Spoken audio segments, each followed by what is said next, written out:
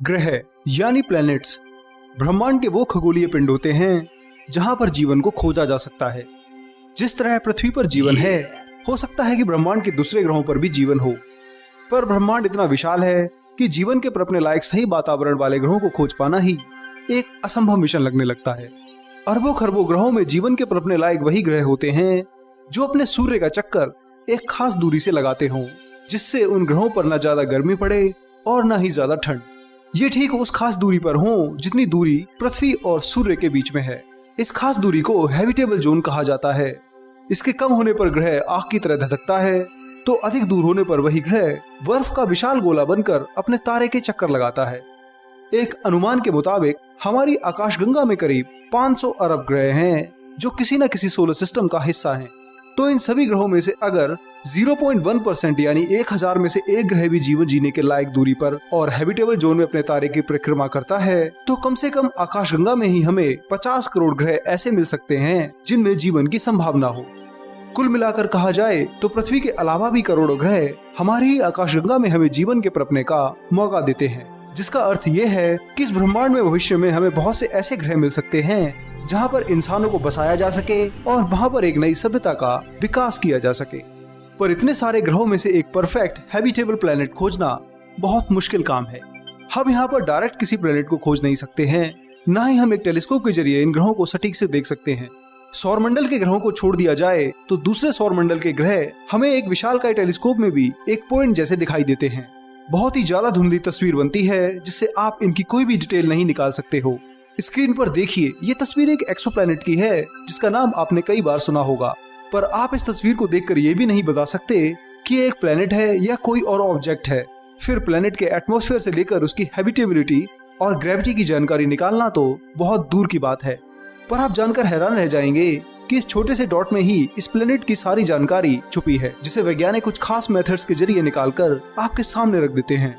आखिर वैज्ञानिक ऐसा कैसे करते हैं और किस तरह वे सैकड़ों लाइट ईयर दूर किसी प्लेनेट की धुंधली तस्वीर से ही ये पता कर लेते हैं कि इस पर इंसान रह भी पाएंगे या नहीं। ये सभी जानकारी आज आप इस वीडियो में जानोगे और साथ में मैं आपको उस ग्रह की भी सैर पर ले जाऊंगा जो भविष्य में हम इंसानों के लिए एक नया घर हो सकता है। तो देर न करें और तैयार हो जाएं साइंस और नॉलेज की इस नई वीडियो के लिए। वैज्ञानिक जब भी किसी ग्रह को खोजने की कोशिश करते हैं तो सबसे पहले उसके स्टार पर वो टेलीस्कोप को सेट करते हैं। ये होस्ट स्टार ही हमें अपने आसपास के प्लैनेट्स के होने के संकेत देता है। प्लैनेट्स जिनकी अपनी कोई लाइट नहीं होती है, वो जब इन स्टार्स के पास से गुजरते हैं जिसे टेलीस्कोप पहले से ही ऑब्जर्व कर रहा होता है, तो उस स्टार की लाइट जो टेलीस्कोप पर रिसीव हो रही है उसे कम कर देते हैं। फिर जब प्लैनेट चक्कर लगाते हुए उस स्टार से दूर हो जाता है, तो अब टेलीस्कोप को वापस वही पुरानी लाइट स्टार से रिसीव होने लगती है। इस मेथड में टेलीस्कोप स्टार से आ रही लाइट के कम होने की वजह को ऑब्जर्व करता है, जिससे ये पता चलता है कि कोई ना कोई पिंड ऐसा जरूर है जो स्टार और टेलीस्कोप के ऑब्जर्वेशन फील्ड से होकर गुजरता है और उस स्टार की लाइट को कम कर देता है। इस मेथड को ट्रांजिट मेथड कहा जाता है, जो ठीक उसी तरह से है जैसे शुक्र यानी वीनस ग्रह सूर्य की परिक्रमा करता है, तो पृथ्वी पर टेलीस्कोप से हम उसके ट्रांजिट को आसानी से देख पाते हैं। यहाँ वीनस अपने से अरबों गुना चमकदार और विशाल तारे के सामने से गुजरता हुआ हमें एक काले धब्बे जैसा दिखाई देता है। ट्रांजिट मेथड से हम स्टार से आ रही लाइट के डिफरेंस से प्लेनेट के आकार के बारे में पता कर सकते हैं। ये मेथड हमें प्लेनेट के रेडियस के बारे में सटीक जानकारी देता है, पर हम इससे ये नहीं देख सकते हैं कि आखिर वास्तव में प्लेनेट दिखाई कैसा देता होगा। पर ट्रांजिट मेथड ही एकमात्र मेथड नहीं है। हमारा अगला मेथड जो प्लेनेट्स को खोजने में हमारी मदद करता है, उसे हम रेडियल वेलोसिटी मेथड कहते हैं। जब कोई प्लेनेट किसी स्टार की परिक्रमा करता है, तो वो वास्तव में उस स्टार की परिक्रमा नहीं करता है, वो उसके वेरी सेंटर की परिक्रमा करता है।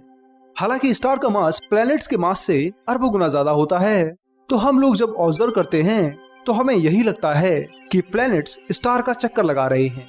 तो जब कोई भी प्लैनेट अपनी ऑर्बिट में स्टार के चक्कर लगाता है, तो वो उस स्टार की जगह को ग्रेविटी के कारण थोड़ा बहुत धकेल देता है। जैसे पृथ्वी जब सूर्य के चक्कर लगाती है तो वो उसे करीब 9 सेंटीमीटर धकेल देती है, तो बृहस्पति ग्रह सूर्य को हर सेकंड 13 मीटर तक आगे पीछे करता है। अब यही किसी दूसरे सोलर सिस्टम में भी होता है। वहां जैसे ही होस्ट स्टार अपने प्लेनेट की वजह से कुछ मूवमेंट करता है, तो वो इस मूवमेंट में कभी तो पृथ्वी के पास आता हुआ दिखाई देता है, तो कभी दूर जाता हुआ। तारे की इस मूवमेंट को रेडियल वेलोसिटी कहते हैं, जो पृथ्वी को साथ में रखकर नापी जाती है। इस मेथड में जब तारा मूवमेंट करता है तो उसकी लाइट को पृथ्वी पर लगे खास डिवाइस रिसीव करते हैं, जिससे ये डिवाइस तारे के मूवमेंट द्वारा कम और ज्यादा होती लाइट की शिफ्ट्स को पहचान कर किसी प्लेनेट के होने का संकेत देते हैं। इस मेथड को डॉपलर स्पेक्ट्रोस्कोपी भी कहते हैं। ये ज्यादातर ग्रहों को खोजकर उनके मिनिमम मास को निकालने में मदद करता है। अभी तक वैज्ञानिकों ने इसके जरिए करीब 880 एक्स्ट्रा सोलर प्लैनेट्स खोजे हैं, जो कि अब तक के खोजे गए सभी एक्सोप्लैनेट्स का 21% बनता है। वैज्ञानिक ज्यादातर ग्रह इन्हीं तरीकों से खोजते हैं, पर ये तरीके हमें ये तो बताते हैं कि इस स्टार सिस्टम में ग्रह मौजूद है, पर इनसे हम ये नहीं जान पाते हैं कि वास्तव में क्या इनमें जीवन जीने लायक कंडीशंस हैं या नहीं है। तो अगर किसी ग्रह पर वैज्ञानिकों को उसकी हैबिटेबिलिटी जाननी होती है तो वो उस ग्रह के बायोसिग्नेचर की स्टडी करते हैं। अब ये बायोसिग्नेचर क्या होता है, आइए थोड़ी देर में इसे भी जान लेते हैं। किसी ग्रह पर जीवन जीने लायक कंडीशंस हैं, ये उस ग्रह पर मौजूद केमिकल, मिनरल और एटमॉस्फेयर में मिलने वाली गैसों से पता चलता है। जैसे पृथ्वी पर जीवन के सबूत यहाँ के वातावरण में मिलने वाली ऑक्सीजन और मीथेन गैसें हैं। यहाँ पानी यानी H2O भी काफी मात्रा में है। मीथेन के संकेत बताते हैं कि पृथ्वी पर जीवन है, जिसकी वजह से यहाँ के वातावरण में ये गैस भारी मात्रा में है। इन्हीं सभी संकेतों के जरिए वैज्ञानिक किसी दूसरे ग्रह पर जीवन के सबूतों को खोजते हैं। स्टार से आ रही लाइट जब किसी ग्रह पर पड़ती है और वो लाइट जब हमारे टेलीस्कोप में रिसीव होती है तो उसी लाइट के स्पेक्ट्रा में हम इन सभी गैसेस और कंपाउंड्स के साइन खोजते हैं। इन बायोसिग्नेचर्स के जरिए हम मोटे तौर पर तो ये पता कर सकते हैं कि ये प्लेनेट शायद हैबिटेबल हो, पर इन गैसेस को खोजने भर से हम लाइफ के पक्के सबूत नहीं जुटा सकते हैं, क्योंकि मीथेन मंगल और शनि ग्रह के चांद टाइटन पर भी है, पर वहां पर लाइफ के कोई निशान नहीं है।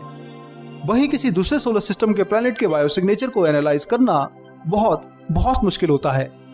पृथ्वी से कई लाइट ईयर की दूरी होने के कारण हम इन पर कोई प्रोब नहीं भेज सकते हैं, तो इसलिए हम केवल टेलीस्कोप पर ही निर्भर होकर इनकी स्टडी करते हैं। पर इन सब के बाद भी निराश होने की जरूरत नहीं है। वैज्ञानिकों ने इसी डाटा के जरिए एक ऐसा हैबिटेबल प्लेनेट खोजा है जो भविष्य में हमारा घर हो सकता है। ये ग्रह आकार में भी पृथ्वी की तरह है और रॉकी स्ट्रक्चर का है, तो आइए एक नजर इस ग्रह पर भी डाल लेते हैं। पृथ्वी से 12.2 लाइट ईयर और कहें तो 1200 खरब किलोमीटर दूर एक परदेसी ग्रह है जिसका नाम लुइटन बी है। इसे GJ273b भी कहते हैं। ये ग्रह अपने रेड ड्वार्फ स्टार लुइटन की परिक्रमा एक हैबिटेबल जोन में रहकर करता है, जिसका अर्थ है ये ग्रह ना ही ज्यादा ठंडा और ना ही ज्यादा गर्म होगा। इस ग्रह को रेडियल वेलोसिटी मेथड के द्वारा खोजा गया था। प्रोक्सिमा बी और रॉस 128b के बाद ये तीसरा सबसे नजदीक का हैबिटेबल प्लेनेट है, जो हमारे लिए एक अच्छी बात है। हालांकि ये मास में पृथ्वी से 3 गुना भारी और आकार में 1.5 गुना बड़ा है, जिस कारण इसे सुपर अर्थ कहा जाता है, पर इसकी सरफेस ग्रेविटी पृथ्वी के बराबर ही आंकी गई है। दूसरी ओर ये पृथ्वी की तुलना में अपने स्टार की 6% ज्यादा लाइट रिसीव करता है, पर इसके स्टार का आकार और तापमान सूर्य से काफी कम होने की वजह से ये ग्रह एक पोटेंशियल हैबिटेबल प्लेनेट बन जाता है। लुइटन स्टार सूर्य से 1/4 हल्का और आकार में केवल सूर्य का 35% है, जिसकी वजह से इस तारे का ग्रह इसके नजदीक होकर भी पृथ्वी के बराबर ही संतुलित तापमान रखता है। जहां पृथ्वी पर संतुलित तापमान और इक्विलिब्रियम टेम्परेचर 255 केल्विन है, तो लुइटन भी 259 केल्विन के साथ पृथ्वी की तरह ही टेम्परेचर मेंटेन करके रखता है।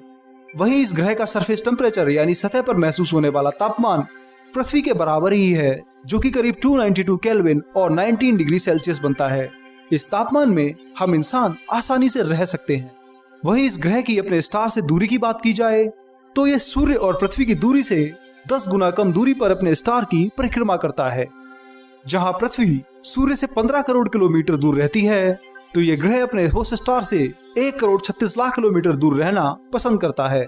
इतनी पास होने की वजह से ये केवल 18 दिनों में ही अपनी पूरी ऑर्बिट को कवर कर लेता है। हालांकि इसका होस्ट स्टार एक रेड ड्वार्फ है और सूर्य की तुलना में बहुत ही कम हीट, लाइट और सोलर रेडिएशन को पैदा करता है, तो इस वजह से ये एक्सोप्लैनेट हैबिटेबिलिटी और जीवन के लायक कंडीशंस के लिए बहुत बढ़िया माना जा रहा है। कुछ वैज्ञानिक इसकी इतनी परफेक्ट लोकेशन की वजह से ये भी मानते हैं कि इस ग्रह पर शायद पहले से ही जीवन होगा और वहां पर कोई एलियन सभ्यता रहती होगी। तो ये जानने के लिए एक संस्था METI यानी मैसेजिंग एक्स्ट्रा टेरेस्ट्रियल इंटेलिजेंस ने दर्जनों भर शॉर्ट म्यूजिक कंपोजिशन और साइंटिफिक ट्यूटोरियल सेंड किए थे ताकि वे इन्हें डिकोड करके एक ना एक दिन पृथ्वी पर अपना मैसेज हमें जरूर भेजेंगे। पर 1200 खरब किलोमीटर दूर होने की वजह से हम इस प्लेनेट को टेलीस्कोप से डायरेक्टली ऑब्जर्व नहीं कर सकते हैं। इसी वजह से हम केवल इसके बारे में अनुमान ही लगा सकते हैं। रेडियल वेलोसिटी मेथड से खोजे गए इस एक्सोप्लैनेट का हम अभी मास और स्टार से दूरी ही निकाल सके हैं। इसके बायोसिग्नेचर और दूसरे जरूरी डेटा को खंगालने के बाद ही हम आगे कह सकते हैं कि ये ग्रह जीवन के लायक पक्का है या नहीं। बायोसिग्नेचर को ऑब्जर्व करने के लिए हमें पावरफुल टेलीस्कोप की जरूरत पड़ती है, तो ये काम हम भविष्य में ही कर सकते हैं। जेम्स वेब स्पेस टेलीस्कोप से भी ये काम बहुत मुश्किल है। इसके लिए विशेष तरह की टेलीस्कोप चाहिए जो हल्की से हल्की मूवमेंट को भी पकड़कर और ग्रह से आ रही लाइट को एनालाइज करके हमें सटीक जानकारी दे सके। दोस्तों, फिलहाल इस वीडियो में इतना ही। इस वीडियो में मैंने आपको एक्सोप्लैनेट्स को खोजने के मेथड्स बताए हैं जिनकी मदद से वैज्ञानिक ब्रह्मांड में रेत के कण के बराबर दिखने वाले ग्रहों को भी खोज निकालने में कामयाब रहते हैं। कैसे बायोसिग्नेचर की मदद से वे किसी ग्रह के एटमॉस्फेयर और उसमें मौजूद इंपॉर्टेंट गैसों को एनालाइज करके लाइफ की पॉसिबिलिटी की जानकारी देते हैं। मुझे उम्मीद है कि आपको मेरा ये वीडियो जरूर पसंद आया होगा और आपने काफी कुछ नया सीखा होगा। तो कमेंट करके मुझे जरूर बताएं और साथ में हमारी वेबसाइट विज्ञानम.com पर भी विजिट करें। वीडियो को लाइक करने के साथ साथ अपने दोस्तों में शेयर भी करें और चैनल को सब्सक्राइब करें। मैं मिलूंगा अगले हफ्ते एक और मजेदार साइंस वीडियो के साथ। तब तक के लिए नमस्कार, धन्यवाद, जय हिंद। आपका दोस्त शिवम।